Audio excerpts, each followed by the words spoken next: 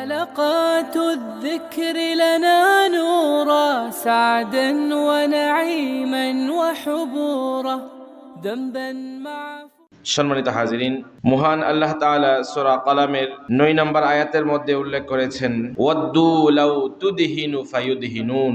কাফেররা চায় আপনি তাদের কাছে নমনীয় হয়ে যান, আপনি তাদের কাছে শৈথিল্যতা প্রকাশ করেন। যদি আপনি তাদের ব্যাপারে নমনীয় হয়ে যান, তাহলে এই মক্কার কাফেররাও আপনার ব্যাপারে নমনীয় হয়ে যাবে, আপনার ব্যাপারে তারা নরম আচরণ করবে। এই আয়াতের তাফসিরে ইমাম মুজাহিদ রাহিমাহুল্লাহ বলছেন, ওয়াদ্দু লাউ তারকানু ইলাইহিম ওয়া তাতরুকু মা আনতা আলাইহিম মিনাল হক ফায়ুমাইলুনাক। হে নবী, তারা চাচ্ছে আপনি তাদের প্রতি ঝুঁকে পড়েন। মক্কার মুশরিকরা চায় আপনি তাদের প্রতি ঝুঁকে যান এবং আপনি যে হকের উপরে আছেন, সত্য দ্বীনে আপনি আছেন, সেটাকে আপনি ছেড়ে দেন। যদি আপনি এমনটা করেন, ফায়ুমাইলুনাক, তাহলে তারাও আপনার প্রতি ঝুঁকে যাবে, আপনার প্রতি নরম আচরণ করবে। আপনার প্রতি তারা এত কঠোর কেন?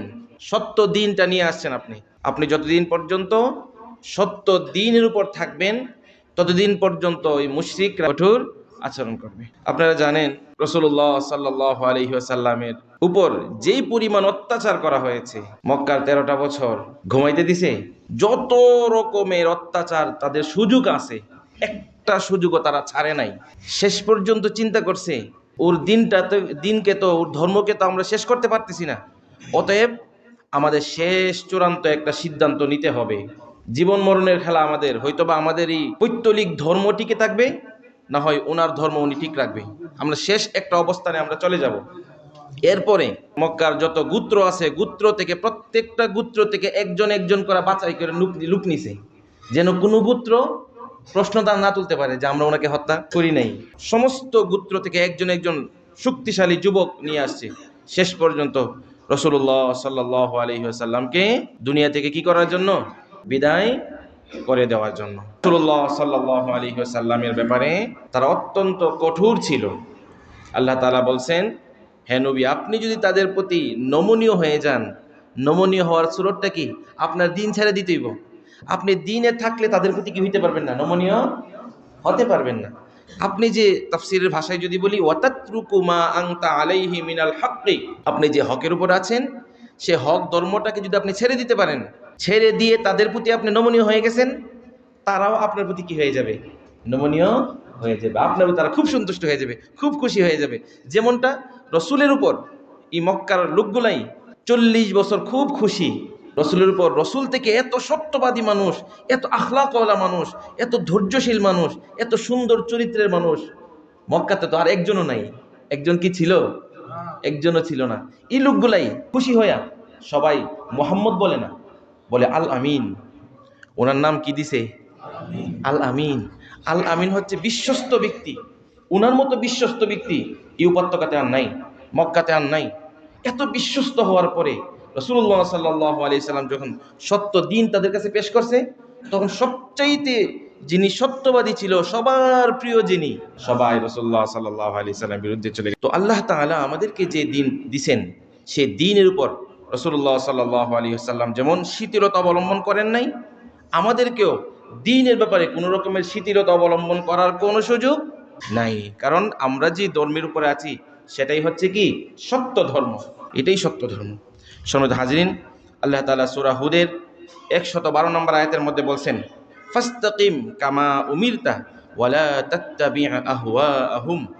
আপনাকে যা নির্দেশ করা হয়েছে, আপনার কাছে দিন, যে দিন ও ইসলাম পাঠানো হয়েছে, সে দিনের ব্যাপারে আপনি দৃঢ় থাকেন।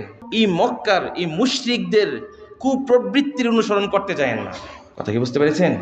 রাসূলুল্লাহকে বলছে, আপনার উপর যে ধর্ম আসছে, সে ধর্মের আপনি স্থির থাকেন। মক্কার মুশরিকদের এদের কুপ্রবৃত্তির অনুসরণ করতে যায় না। কোনো মুসলিম যদি কাফিরদের কুপ্রবৃত্তির অনুসরণ করতে যায়, মানে কাফেরদের রীতি নীতি, কাফেরদের আদর্শ জীবন ব্যবস্থা, কাফেরদের সামগ্রিক ব্যবস্থা যদি কোনো মুসলিম গ্রহণ করে, তাহলে তার ইসলামই ছুটে যায়। আল্লাহ তাআলা আমাদেরকে যে কোরআন দিয়েছে সংবিধান স্বরূপ, এই কোরআনই আমাদের জন্য যথেষ্ট। তোমাদের থেকে সভ্যতা আমাদের শিখতে হবে না। বর্তমান সারা বিশ্বের সমস্ত কুফফারদেরকেও আমরা এটাই বলি, তোমাদের থেকে সভ্যতা আমাদের শেখার কোনো প্রয়োজন নাই। কারণ আমাদের সভ্যতার কিতাব আছে না নাই? কিতাবের নাম কি? আল কোরআন। পৃথিবীর সর্বশ্রেষ্ঠ সভ্যতার কিতাব এটা।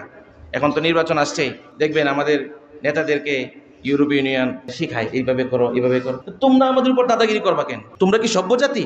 তোমরা তো অসভ্য জাতি। তোমাদের তো পরিবারই ঠিক নাই। তোমাদের দেশে 100 বাচ্চা জন্মগ্রহণ করলে 60 থেকে 70টা বাচ্চার তো বাবার ঠিকানাই নাই। তোমরা আমাদেরকে সভ্যতা শিখাইতে আসো, নীতি নৈতিকতা কি এগুলো শিখাইতে আসো? তাহলে আল্লাহ তাআলা আমাদের কাছে যে ইসলাম পাঠিয়েছে সেটাই হচ্ছে সভ্য, চূড়ান্ত লেভেলের সভ্য। তারা যে সভ্যতার দাওয়াত দিচ্ছে আমাদেরকে, সেই সভ্যতা পৃথিবীকে ইনসাফ দিতে পারে নাই।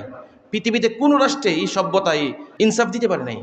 ডেমোক্রেসির মাধ্যমে সারা ওয়ার্ল্ডকে যারা দখল করছে, কিন্তু সভ্যতা কোনো রাষ্ট্রের মধ্যে ইনসাফের বিচার দিতে পারে নাই। ইসলাম 1200 বছর পৃথিবী শাসন করেছে, সারা পৃথিবীর মধ্যে ইনসাফে ভরে দিছে। ইনসাফে কি করে দিয়েছে ইসলাম? সারা পৃথিবীর মধ্যে ইনসাফে পূর্ণ করে দিয়েছে ইসলাম। এই জন্য আমাদের কাছে যেটা আছে সেটার থাকার পরেও আপনাদের কাছে আমাদের ভদ্রতা শিখতে হবে না। আল্লাহ তাআলা আমাদেরকে যে দিন দিছে, হক ধর্ম দিছে, সেটাই হচ্ছে আমাদের মূল বিষয়। আল্লাহ তাআলা বলছেন, এই কাফেররা যেটা নীতি তৈরি করতেছে, তাদের মনে যেটা চাইতেছে সেই রীতি তৈরি করতেছে, সে অনুসরণ আপনি করতে যায়েন না। ফাস্তাকিম কামা উমিরতা, আপনাকে যে ওহী পাঠানো হয়েছে সে ওহীর উপর আপনি দৃঢ় থাকেন। ওয়ালা তাত্তাবি আহওয়াহুম, তাদের কুপ্রবৃত্তির, তাদের রীতিনীতির, তাদের সিস্টেমের অনুসরণ আপনি করতে যায়েন না। আধুনিক যত রকমের মতবাদ আছে ইসলামের সামনে সবগুলো হচ্ছে ঠুনকো, সবগুলো হচ্ছে ধ্বংস হয়ে যাবে। ইসলামের সামনে এগুলোর কোনো মূল্য নাই, ভ্যালু নাই। ডেমোক্রেসি আমাদেরকে খাওয়াচ্ছে, সোশ্যালিজম আমাদেরকে খাওয়াচ্ছে না, বিভিন্ন নামে এটা ভালো এটা ভালো এটা ভালো। আর আমাদের তো সবগুলো আছে। তোমাদের কাছে আমাদের মানবতা শিখতে হবে, হিউম্যানিজম তোমাদের থেকে আমাদের শিখতে হবে, আমাদের কাছে নাই। তোমরা এখন মানবতার কথা বলো, নারী অধিকারের কথা বলো। আরে তোমাদের যখন 14 গোষ্ঠীরও জন্ম হয় নাই, রাসূলুল্লাহ সাল্লাল্লাহু আলাইহি সাল্লাম নারীর অধিকার দেয় নাই? দিছে না? সবচেয়ে উপরে লেভেলটা দিছে। যেই সমাজের মধ্যে নারী বাচ্চা, মেয়ে বাচ্চা হইলে জীবন্ত পুঁতে ফেলা হতো, রাসূলুল্লাহ সাল্লাল্লাহু আলাইহি সাল্লাম বলছেন, আরে না, একটা মেয়েকে যদি সুশিক্ষায় শিক্ষিত করে যদি পাত্রস্থ করতে পারে জান্নাত, 2টা মেয়েকে দিতে পারলে জান্নাত, 3টা মেয়েকে দিতে পারলে জান্নাত। এটা কে বলছে? মর্যাদা দেখছেন কি পরিমাণ আল্লাহ তাআলা মর্যাদা দিছে? হ্যাঁ, আল্লাহ রাসূল বলছেন, এই মায়ের পায়ের নিচে সন্তানের। তোমরা আমাদেরকে নারীর অধিকার শিখাও, মানবতা শিখাও। এই জন্য তাদের কাছ থেকে আমাদের মানবতা শেখার কিছুই। প্রথম বিশ্বযুদ্ধ কি তোমরা লাগাইছো না আমরা লাগাইছি? তোমরাই তো লাগাইছো। দ্বিতীয় বিশ্বযুদ্ধ কে লাগাইছে? তোমরাই লাগাইছো। হ্যাঁ, বিলিয়ন মানুষকে তোমরা হত্যা করছো পৃথিবীতে। তোমরা আমাদেরকে সভ্যতা শিখাইতে আসো। এই জন্য আমাদের অবস্থা এটাই। আমরা যেটা বলি যে আল্লাহ তাআলা আমাদের কাছে যে দিন পাঠাইছে, সে দিন এখান থেকে কোনো কিছু ছাড়ার কোনো সুযোগ নেই। সম্মানিত হাজরিন, এখানে একটা বিষয় রয়ে যায়, শিথিলতা। দিনের ব্যাপারে শিথিলতা কি কোনোভাবেই করা যাবে না? একটা হচ্ছে উদারতা আর একটা হচ্ছে শিথিলতা। শব্দ কয়টা এখানে? 2টা। একটা হচ্ছে উদারতা আর একটা হচ্ছে কি? শিথিলতা। উদারতার মানে হচ্ছে আপনি একজনের সাথে কথা বলবেন, নরম ভাষায় কথা বলবেন, নরম ভাষায় কথা বলবেন, আপনার ভাষাটা যেন মাধুর্যপূর্ণ হয়। এটা ভালো গুণ, এটা করা লাগবে। এটা প্রত্যেক মুসলিম এই গুণে গুণান্বিত হতে হবে। একজন কাফিরের সাথে আপনি কথা বলতেছেন, আপনার কথাটা কি হবে? মাধুর্যপূর্ণ হবে, ভদ্রতা বজায় রেখে কথা হবে। কিন্তু কথা বলতে গিয়ে যদি আপনি দিনই ছেড়ে দেন, এটা হলে শিথিলতা। তাহলে এই বিষয়টা আমাদের সবার বোঝা দরকার আছে। তাহলে শব্দ কয়টা এখানে? 2টা। একটা হচ্ছে শিথিলতা আর একটা হচ্ছে উদারতা। উদারতা ভালো জিনিস, অর্থাৎ কথার মধ্যে নমনীয়তা অবলম্বন করা। কিন্তু আপনি এই পরিমাণ নমনীয় হয়ে গেছেন, আপনার দিনের বিধিবিধান ছেড়ে দিয়েছেন, তাহলে এটা হচ্ছে শিথিলতা। পার্থক্যটা অনেকের কাছে স্পষ্ট থাকে না। তাহলে আমাদের সবার উদার হতে হবে, শিথিল হওয়া যাবে না। মানে উদার হতে হবে মানে হচ্ছে উদারতা দেখাতে হবে। মানুষের সাথে কথা বলতে গিয়ে ওই পরিমাণ ভদ্রতা ঠিক রেখেই কথা বলতে হবে। কাফেরের সাথে কথা বললে ওইটা ঠিক রাখতে হবে। কিন্তু আপনি এই পরিমাণ মাথা নোয়াইছেন, তার কাছে গিয়া আপনার দিন ইসলামী ছেড়ে দিছেন, তার মূর্তি পূজার দিন ওখানে গেছেন, তাহলে তো আপনি কি করলেন? আপনি তো উদারতা দেখাইছেন না, আপনি শিথিলতা করছেন এখানে। আর শিথিলতা করা হারাম। কাফেরদের ব্যাপারে আমাদের অবস্থান হচ্ছে উদারতা দেখাবো, আমার নীতি নৈতিকতা, আমার ইসলামী যেটা আছে সেটাকে ছাড়ার কোনো সুযোগ নাই। আমাদের যুবকরা এখন তো খেলার সময় চলতেছে, ফুটবল খেলার সময় চলতেছে না? এখন ফুটবল খেলার বিষয়টা আমি মসজিদে আলোচনা করেছিলাম একদিন, যে খেলতেছে আপনার হাঁটু বের করে না হাঁটু ডাইকে খেলতেছে? বলেন, হাঁটু ডাইকে নাকি হাঁটু বের করে? আমাদের যারা খেলতেছে তো খেলতেছে, আর আমাদের অনেকে ওখানে গিয়ে আমরা কি করতেছি? খেলা উপভোগ করতেছি, দেখতেছি না? খেলা দেখতেছি। আমার মনে হচ্ছে খেলার মধ্যে এই ফুটবল খেলা থেকে এত বেশি গুনাহগার মানুষ হয় এমন আর কোনো খেলা নাই। আমি ব্যাখ্যা দিলে আপনি বুঝবেন। আপনারা জানেন হাঁটুর উপরে কাপড় তোলা কি হাঁটুর উপরে কাপড় তোলা কি হারাম, কবিরা গুনাহ না? কবিরা গুনাহ না? কবিরা গুনাহ। তাহলে যিনি খেলা দেখতেছে উনার নজরটা কি সারা মাঠে দৌড়তেছে না? দৌড়তেছে কিনা? বলের সাথে তো ওনার নজরটা, ওনার চোখ ঘুরতেছে বলের সাথে সাথে। তো বল তো সেকেন্ডে সেকেন্ডে একজনের পা থেকে আরেকজন পায়ে যাচ্ছে, আর আপনি তো সবাই হাঁটুর দিকে তাকাই দিয়েছেন, একবার ওর হাঁটুর দিকে তাকাইছেন, আরেকজন হাঁটুর দিকে তাকাইছেন। তো আপনি কিছুক্ষণ খেলা দেখছেন, মানে হাজার হাজার কবিরা গুনার বোঝা মাথা নিয়ে আপনি আসছেন। এমনি গান বাজনা করে আশেপাশে মানুষকে কষ্ট দেওয়া, এগুলো বাদই দিলাম। আচ্ছা, আপনি খেলতেই হবে, তাহলে এটা হাঁটু বের করে খেলতে হবে কেন? এটা কাদের অনুসরণ? কাদের অনুসরণ? যারা এদের অনুসরণ হয়ে গেল। এদের অনুসরণ একজন মুসলিম ছেলে সে হাঁটু বের করে চলে কেমনে, হাঁটু বের করে খেলে কেমনে বলেন? যদি খেলতেই হয় তাহলে কমপক্ষে এতটুকু ঠিকঠাক করে তো খেলা দরকার আছে। যদি খেলা যদি খুব বেশি দরকার হয়, মুসলিমরা তখন তো কাজ করতে পারে না। এখন আমি যে কথাটা বললাম এটা কি যুবক ভাইয়েরা বুঝছেন কিনা জোরে বলেন, পিছনে যে যুবক ভাইয়েরা আছেন বুঝছেন আপনি আমার কথা? আমাদের মুরব্বী বাবারও তো দেখতেছে গিয়া।